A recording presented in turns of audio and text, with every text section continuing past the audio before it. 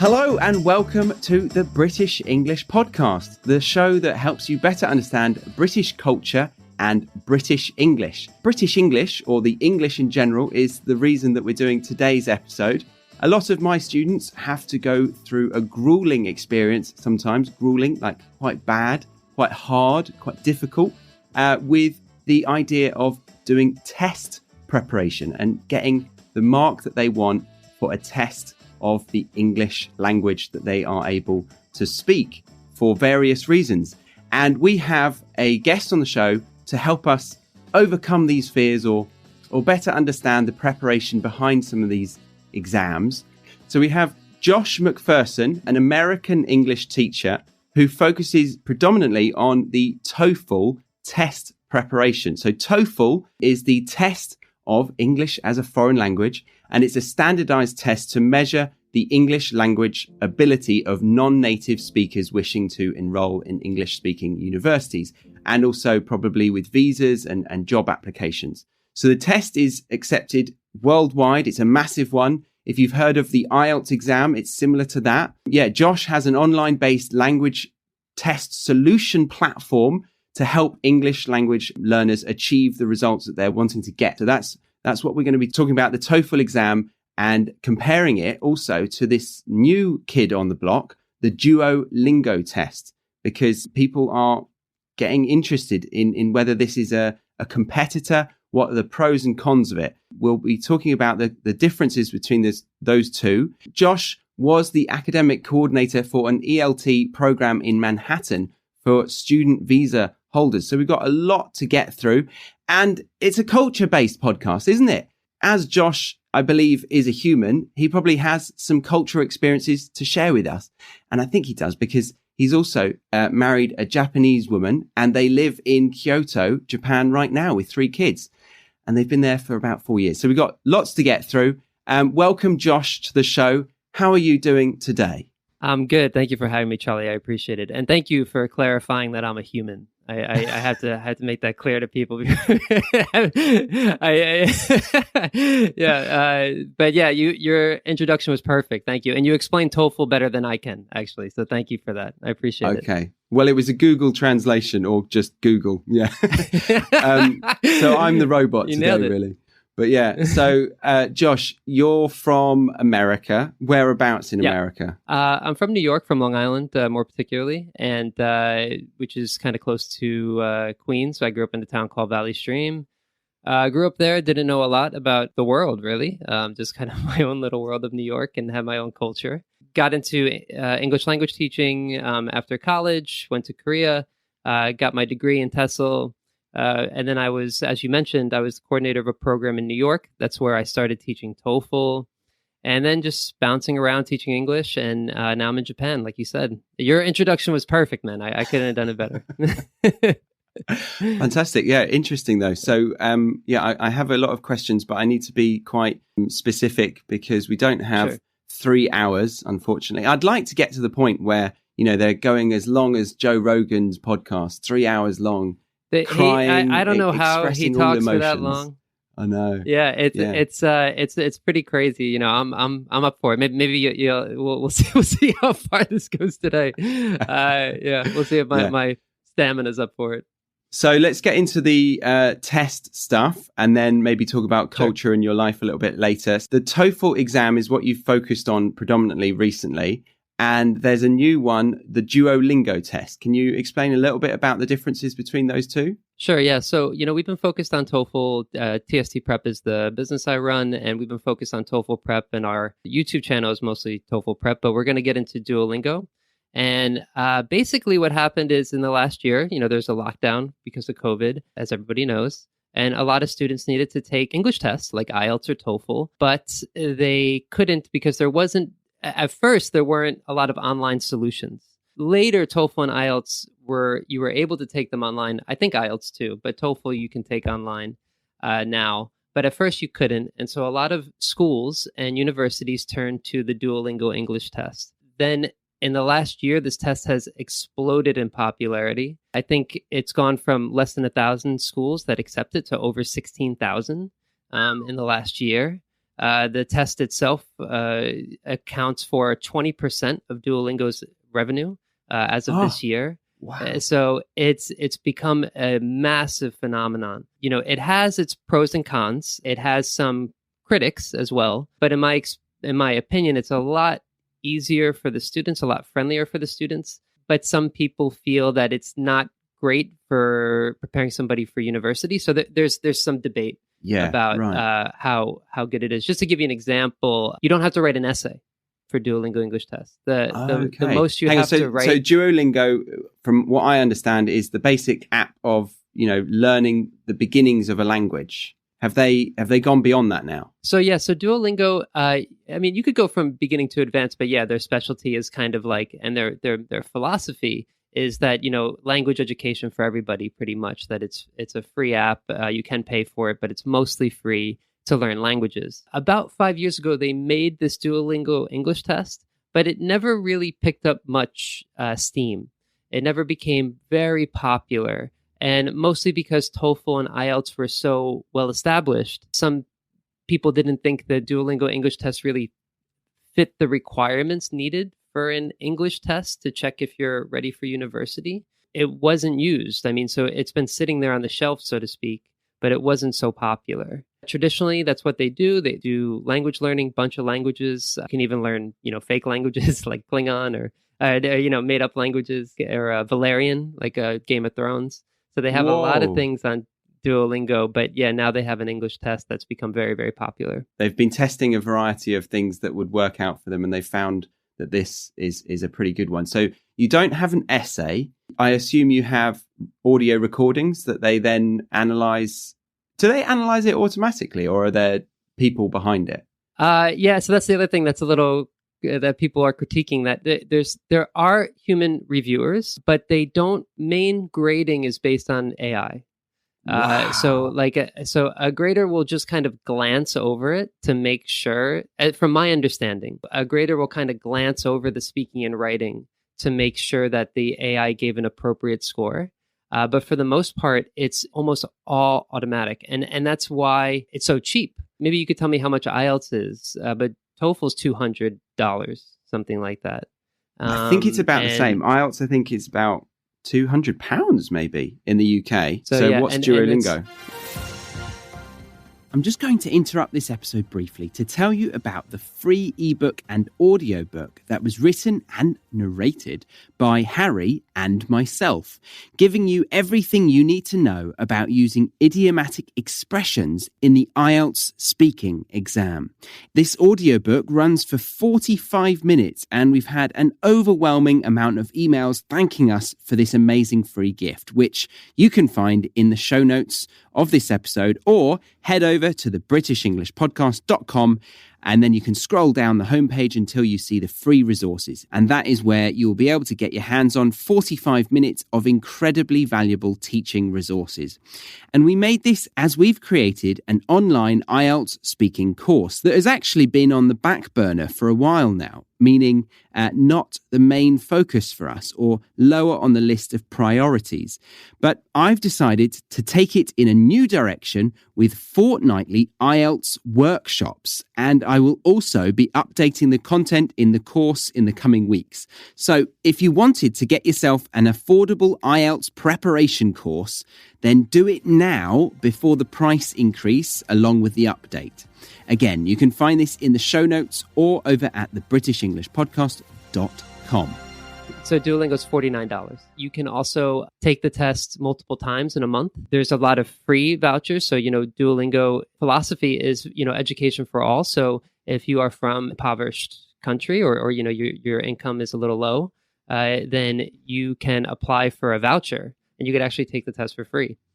Oh my God, that's amazing. So it's a very flexible and really student-centered test compared to TOEFL and IELTS, which is more based on linguistics and what educators like you and I might think is appropriate kind of measurements for if somebody's ready to go to university or take a job or whatever. Duolingo does do that as well, but they have a different philosophy of how to do that.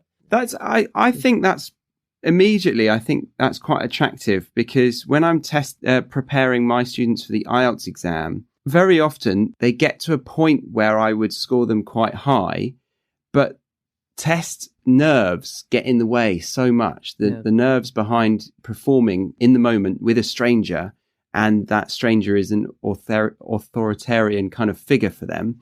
It stresses people out.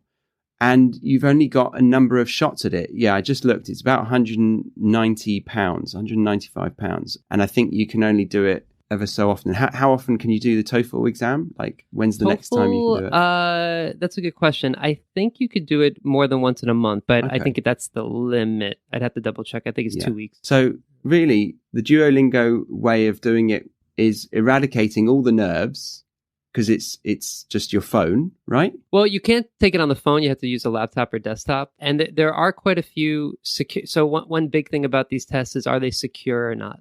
Can the school rely on the test score that they're getting? And so is it easy to cheat? So that's another thing that people criticize Duolingo for. The way that gosh, you could cheat, couldn't you? Yeah, so there are a bunch of security measures for Duolingo. Like, you can't look down for too long. If somebody walks in the room, your test is immediately canceled. The camera is using AI technology to track your eye movement.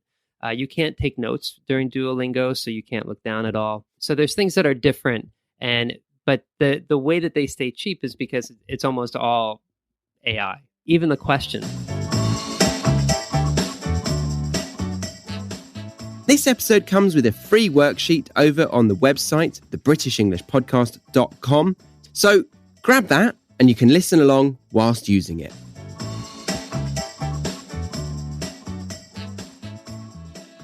They're all taken. Looking at my notes. From my research. Most of the questions are taken from Creative Commons. They're not created by content creators. All the passages, the reading passages, are taken from Creative Commons, and so it's all generated from open sourced materials.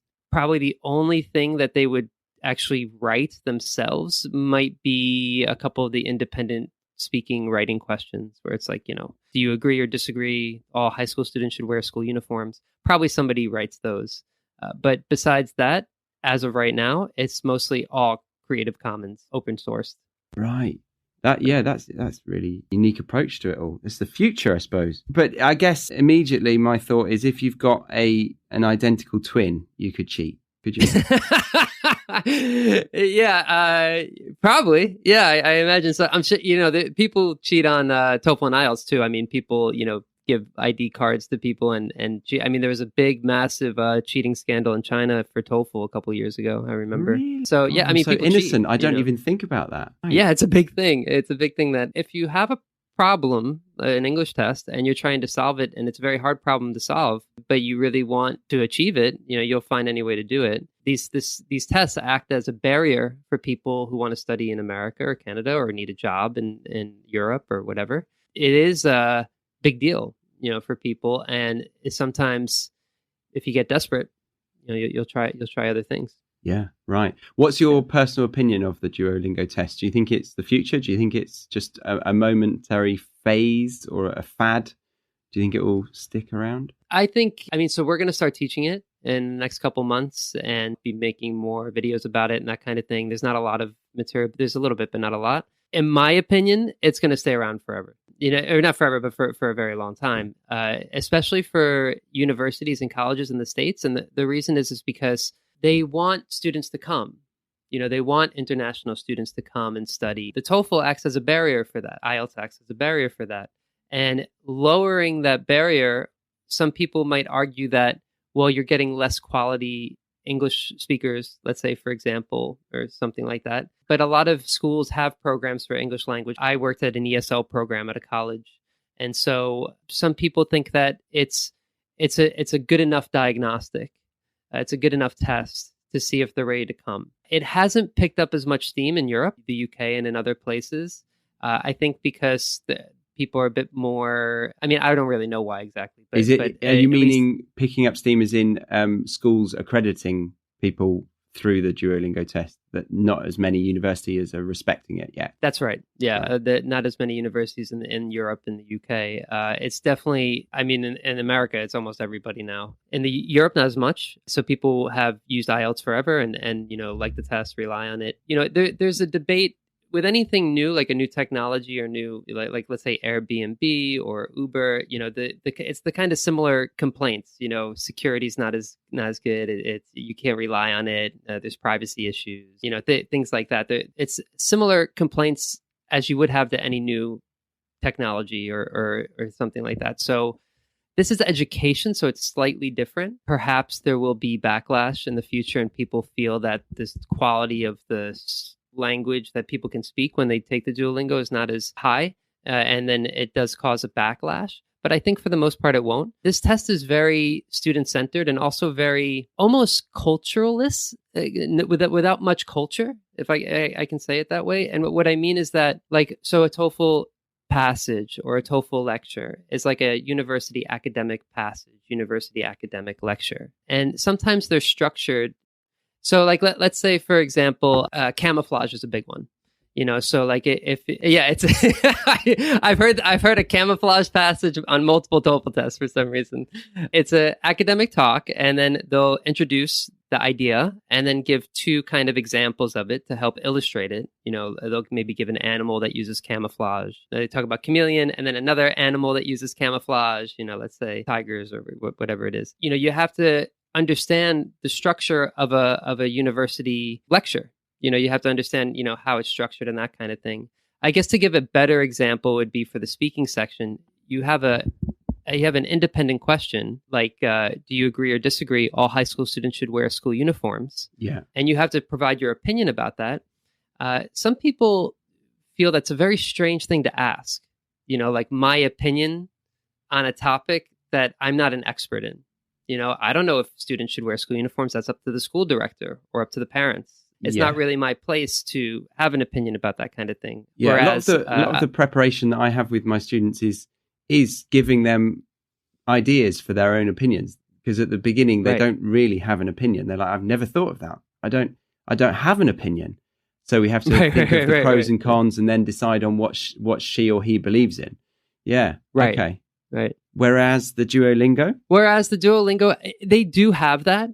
So they do have like a speaking, where you do have to give your opinion and that kind of thing. But it seems a little less, has a less weight, so to speak. So there's some speaking and writing where you have to describe a photo. They give you a photo and you have to speak about it and you have to write about it. So they give you something to describe instead of giving your opinion, which is a little bit different. It's a really hard test to prepare for because you kind of either know it or you don't. How IELTS you kind of teach a lot of strategy. Yeah. There's a certain question type for the reading. When you listen, you should read the questions first and then, try to answer them while you're listening. The Duolingo questions are like, do you know it or you don't? And that's about the extent of it. You can learn some strategy for speaking and writing to improve your score, but especially for reading and listening questions, they're kind of like, you kind of know them or you don't. That is really interesting. A new world of test preparation. I hadn't really thought about it too much that Duolingo was doing a new one. But yeah, if it's anything like Uber or Airbnb, maybe TOEFL and IELTS are dust. I don't know. I think that they're definitely not dust, I would say. But, they have a reputation and a good reputation, TOEFL and IELTS. They're just not student-centered. So did taxi drivers. We respected taxi drivers before, and we still do, of course. Yeah. But the knowledge that they go through is questionable now, whether you need it. So that's the thing. Is this does a IELTS test really mean that you're ready for school? Does a TOEFL test really mean that you're ready for school? Yeah. Does Duolingo test really mean that? So it opens up a lot of interesting questions that are kind of hard to answer. There's plenty of people who are good at taking tests that do test well, but then they go to the school and they have to take an English class before they can go to university classes. So, the IELTS and TOEFL have a good reputation, like taxi drivers. And, the people rely on them and know about them. I think that anything new is harder to catch on. Definitely think, at least for North American universities, they want to lower the barriers for people.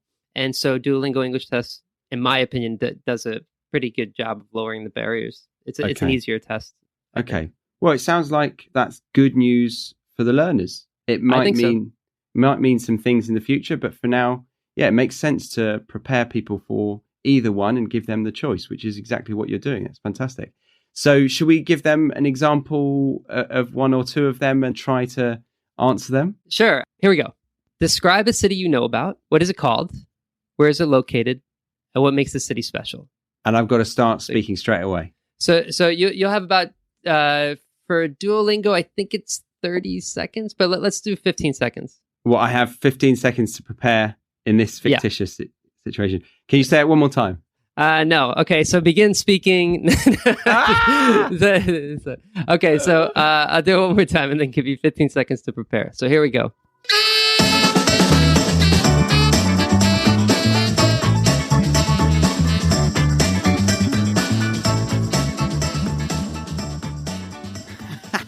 You didn't think you'd get to hear me embarrass myself for free now, did you? No siree. No. That's a weird phrase, that one, actually. No siree, meaning absolutely not. No siree.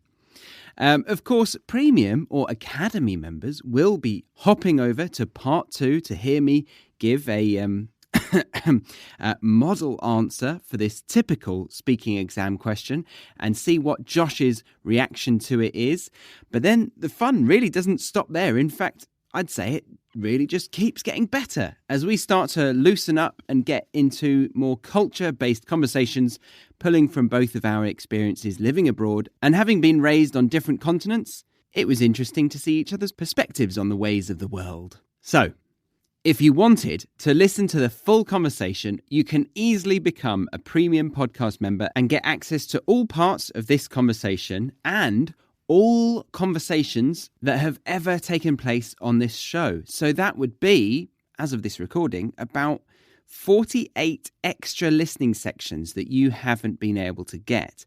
And I'm going to estimate that that is over 8 hours of non-stop listening practice. And did I mention, these all come with manually edited transcripts and extended glossaries. And thinking about the glossaries, I reckon we've got over 2,000 native expressions explained specifically for non-native learners in there now. And the membership is as cheap as chips. So what are you waiting for?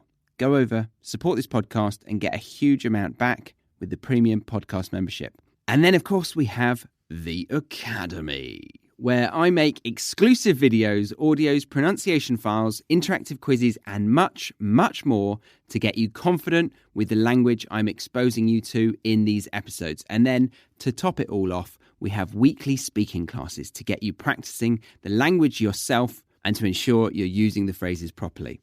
And as the classes have been going since April 2021, I'm now able to share some testimonials of those who have been involved in the Academy for some time now. And here is what one student from Thailand has to say about her experience. I came across Charlie's podcast not so long ago. I got a test for the premium program first. And before I knew it, I have been joining his Academy program without any regret, because the program has broadened my horizons to better understand British culture and improve British English fluency. It's packed with tons of interesting contents, new vocabularies, expressions, and fun quizzes to help you remember and interact with vocabularies and phrases in a strategic way. You will never get tired of challenging yourself in taking the quizzes, practicing your pronunciation, and participating in group chat with Charlie and other amazing participants who are passionate about studying English like yourself. So, I highly recommend all the students who are interested in learning British English and wish to get a good grip on British culture in the most fun and effective way.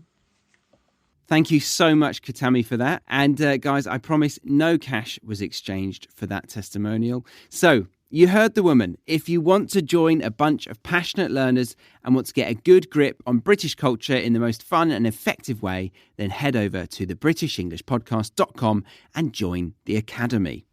That's all from me this week. I hope you have a good 7 days ahead of you. My name is Charlie Baxter, and I will see you next time on the British English Podcast.